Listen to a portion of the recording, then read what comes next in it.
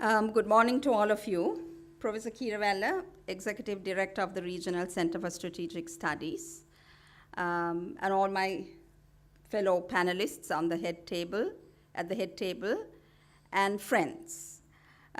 It's really an absolute pleasure to be here, although I must say when Professor Keeravella invited me, I accepted the invitation with great trepidation, because you are experts in this field of youth reform and youth development, and I am not. Because I do recognize that it's a field in itself, a field of study in itself, and there are all the intricacies there. But yet, as an academic who has spent a large part of my life with youth, and I must also say, although we've gotten on in age, I'm still youthful at heart. We all are, I think. So we do have enormous sympathy for youth. So I told Professor Keeravella, I will, with trepidation though, I will venture forth to make present to you some of my thoughts on this. And I told him that I would like to present to you human rights perspectives on youth radicalism. I also want to say thank you very much for that very kind introduction, Professor Keeravella. It was rather embarrassing, really. But coming from a senior colleague in the university system, I'm extremely I thank you very much, and I'm very gratified if you do appreciate what I've done, for the academic world and elsewhere. Well, to speak of youth, of course, it's a very attractive proposition, isn't it? I mean, it's about energy, dynamism, new thinking, daring to hope against all obstacles, a very creative period of one's life. Perhaps it's the spring of life. I found this poem. I got a little carried away while thinking about this. I looked for a poem by Rabindranath Tagore on youth and wasn't very successful, so I found one, a madrigal by the bard himself. Youth is full of pleasance, age is full of care, youth like summer morn, age like winter weather, youth like summer brave, age like winter bear. Youth is hot and cold. I can't believe he used such words, but age is weak and cold. Youth is wild and age is tame. I'm not quite sure whether that is so, because age also can be wild, but nonetheless, we have a certain idea about youth as being an extremely creative period of human life. But at the same time, it is filled with difficulties, contradictions, internal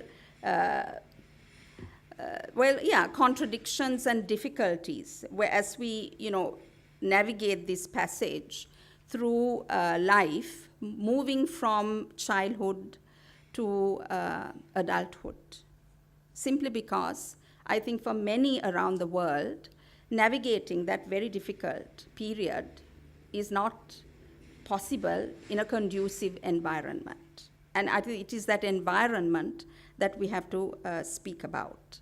If the environment is supportive, is democratic, recognizes agency, and is inclusive, I think it is extremely a wonderful period of one's life. But I think radicalism arises because of this deprivation of that environment. And that environment can be defined, I think, in terms of human rights. I'm very glad that in the introductory speech, Professor Keeravella spoke about positive youth radicalism and negative youth radicalism, because generally we as adults tend to look at youth radicalism always in a negative manner, the troublemakers. But we do recognize the world has always changed, human society has evolved because of troublemakers, because people who have dared to think differently, and particularly youth. It was very interesting. One of the books that in my relatively long life that I've always wanted to read and never got around to was The Bicycle Diaries of Che Guevara. And just recently, one of my first-year students, who unusually for a student these days, because students don't read very much, not even a daily newspaper, never mind interesting works, she came and discussed her, life with me and her interests and so on, and she gave this, she mentioned that she had recently read the Bicycle Diaries of Che Guevara and how inspired she was. So I said, I would like to borrow that because that's, for me, an unkept promise to myself. And certainly you see how that positive energy, the positive youth radicalism can really ennoble a world, can really build so much of positive things in the world. So I think we have to look at youth radicalism as an absolutely essential item of any dynamic society. Rather than discourage youth radicalism, I think we must encourage youth radicalism. But the problem, of course, is that youth radicalism must never be steered in a particular manner so that it becomes inhumane. That is, I think, the difference. I think the type of radicalism that the likes of Che Guevara brought to the world was very humanistic, was a love of humankind, wanting to change because of a love of humankind. It wasn't destructive. It wasn't negative. It wasn't all about revenge and destruction. So I think we as adults must always refer to youth radicalism as something positive and try to move it away in a very conscious manner from this negative radicalism that we see all around us. Angry young people is not a bad thing, but I think, as was pointed out, harnessing that the urge to change in a proper manner can serve society very well. So about negative youth radicalism, when I analyze it from a human rights dimension, I'm reminded of these beautiful words in the preamble to the Universal Declaration of Human Rights, which is an absolute truism. I don't know why we do not pay sufficient attention to this wisdom. It says if man, those days, of course, everything was drafted in a very gender-specific way. If man is not to have recourse to rebellion against tyranny and oppression, that human rights must be protected through the rule of law. And so this is exactly, I think, what youth are demanding. We have this urge to change. We want an environment that is humane and that respects our dignity and our rights. From a South Asian perspective, I think dharma, the concept of dharma too, provides us with ample thought for this. Because I don't see any distinction between the concept of dharma and human rights. What is righteous, what is just, what is equal, what is equitable is dharma. That is also about human rights. So a righteous society, a righteous state would provide that environment for youth and would look at youth as a special asset in society and would readily welcome the sort of ideas, the radical ideas that youth have to offer. So if you look at the whole panoply of rights that we are speaking of, everybody wants agency, especially at that age when we are moving away from childhood to adulthood. It's about agency, being able to speak for oneself, being able to take decisions for oneself. The right of participation, therefore, the right of expression and association, these are absolutely essential. And then, of course, this dimension of economic and social rights. Today, when we speak of human rights, we don't speak just of civil and political rights, but the all-important economic and social rights and cultural rights, and the idea of indivisibility of these rights, that all these rights, the entire range, is very important. So I think at a young age, all these dimensions are very important. We need civil rights, political rights, all of the cultural rights, and we also definitely speak of education, healthcare, job opportunities particularly, and so on. Now, if I were to relate this to the youth problem as we discuss it all the time, I think that terminology itself is a problem. To call it a youth problem, I think we should call it the youth factor, or youth resurgence, or youth dynamism, or some such positive way. There aren't very many studies, but the studies that are there are quite enlightening, and I don't think things are very different from in Sri Lanka than in many other parts of the world. But of course, the definition of youth in Sri Lanka is different to the international definition in terms of age, because international age range is between 15 and 24 years. In Sri Lanka, 15 to 29 years is the age range, because in very many, the idea of youth is very diverse in different societies for various socio-economic, political reasons.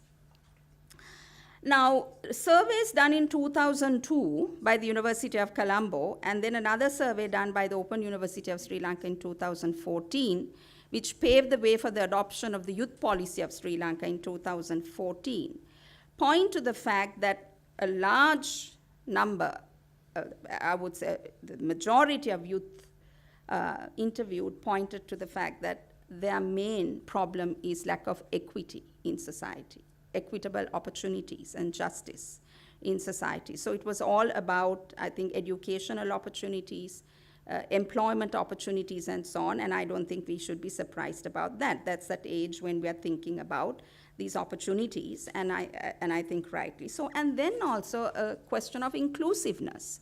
In a diverse society, youth articulated these views. I want my identity respected. I want my identity recognized.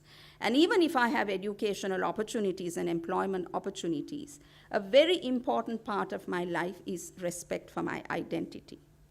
And so you see that in terms of youth radicalism in the North and in the East. We have had several cycles of violence launched by youth, 2 cycles in the South. That was based mostly, I would think, one insurrection in 71 was on class-oriented injustice. The second one was, of course, a totally different animal, which was very nationalistic in nature. But if you look at the youth in the North and East, it wasn't entirely a youth uprising, but youth was, I would say, the mainstay of that movement, at least at the beginning. It's about identity and recognizing opportunities via recognition of identity. And another factor that comes out in those surveys is that the absolute dismissal of the status quo of the establishment. I think this is common in all countries, because the establishment in most of our countries is about patronage. It's not about systems. It's about patronage. And so the youth are raving and ranting against this. I think the 1971 insurrection was very much about that it was about the establishment that was just distributing patronage, opportunities via patronage, and a large number of educated youth were left behind in terms of the employment opportunities and, opportunities of joining politics, and so on. And then, of course, another major demand was a good education. I think it's one of the main demands, good education. But I think we are not quite sure as to what they meant by a good education. None of the reports really enlighten us about what was meant by a good education. But I'm reminded again of a human rights dimension of the right to education. The Universal Declaration of Human Rights, as well as the International Covenant on Economic and Social Rights, also the Child Rights Convention, refers to education not as a process which leads to job opportunities, just occupation, training for occupation. The Universal Declaration refers to the right to education, or defines the right to education as a process of building each individual's personality. Building of personality, self-discovery in a manner that makes it possible for one to appreciate one's rights and also others' rights, and also recognize how to have a peaceful coexistence, how to conduct oneself, and to live a peaceful life. That, of course, has fled out the window these days. That is something I hope you will discuss. I think we in the education field, in the higher education field, and at various levels of education are extremely concerned about the mercenary mindedness of the education system of this country. I don't know whether you have such problems in your own countries, but I hope there will be an exchange of ideas about this. One of the greatest factors that creates disenchantment and frustration among the youngsters, among the youth, is an irrelevant education system. Education is meant to humanize. That was the whole idea of education. But today, the education system, at least I can speak of Sri Lanka, is not about humanism. It is really about cutthroat competition. I have to say this, I'm sorry, I will not mince words, it's disgusting. It is nothing less than disgusting. What is it that we are creating at the end of the day? Youngsters who have aspirations for a better life, and everybody is entitled to it, but amoral, and absolutely amoral education, where morality, ethics have absolutely no place. I have, wherever I go, because I'm in the field of legal education, I examine legal education in these countries. I find some countries are doing better than others. But in Sri Lanka, with the onset of an open economy in the 1980s, the education system, with the support of the World Bank, funding, has turned into a totally different, in another direction. It's purely about occupational opportunities, training for jobs, and fitting these youngsters into those pegs that are provided, in the job market, and nothing else. The point about citizenship, civic consciousness, these are all today old-fashioned ideas. We are scoffed at when we talk about these ideas. But for the youth, I think they want something different. They want something different. It's not provided. So parents and the entire system forces them to go through this, which turns out, recently I was in the down south visiting our office and also speaking to civil society leaders. One civil society leader told me, he said, if you don't take up this issue of education, we are doomed, he said. All possibilities of reforming the country, political solutions, etc., he said, forget about it. What we are creating at the end of this education process, he said, in Sinhala, he said, certificate vanana thirisannu. In other words, it means subhumans who are only good at waving at your face certificates. And this is really correct.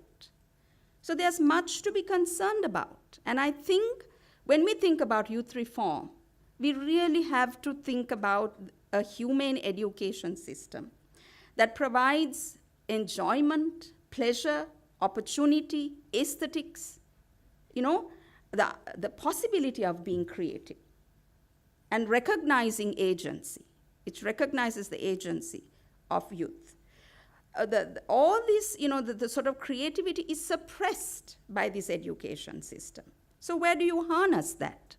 So I think this may be true for many countries, because it's nothing but competition, and of course it's the age of glorious consumerism. So these youngsters have an extra burden on them because they have to deal with consumerism. And I think for most parents, it's about guiding children through education to enter this world of work as highly paid professionals. And then it's not about social service or duty for many, it's about high consumerism. So I think we are all subjected to this. So I hope that when you are deliberating and you're looking at ways and means of adopting policies which are very favorable towards the youth, which recognize the nobility of youth, the creativity of youth, that the types of challenges that the youth today are faced with require absolute radical educational reforms, among other things. And I think if we can get our education systems, because one is opportunities, there's no doubt about it. In many countries, equitable opportunities are not there. But in Sri Lanka, we can't say that, because from grade 1 up until your first degree, we have public education. But of course, tertiary education is a problem because the opportunities at public education at the tertiary level are very few. So one recognizes the frustration. But at the same time, you can't say equity in opportunity, in education is a major factor in this country. So while we work on equity of opportunity in education, if we forget the substance and the goals and objective of education, I think we are doomed as societies, and definitely the youth are going to be very frustrated. Young people who are not going to be able to see any possibility of their youthful energy, the sort of positive radicalism harnessed. So we need to send the message out to them, we need your radicalism, we need your new thinking. This is something very positive for society, and this is the way that we are harnessing it. So my position is that I think all of this we should view through the prism of human rights, humanism and human rights, not welfareism. I don't think the youth of today want welfareism. I think it's about entitlement to rights and recognizing their dignity. I mean, that is absolutely important. I think, in closing, I want to say that I'm inspired by the work that you're doing, all those who are working on youth. I think our commission has not done enough on youth, and we've recognized that.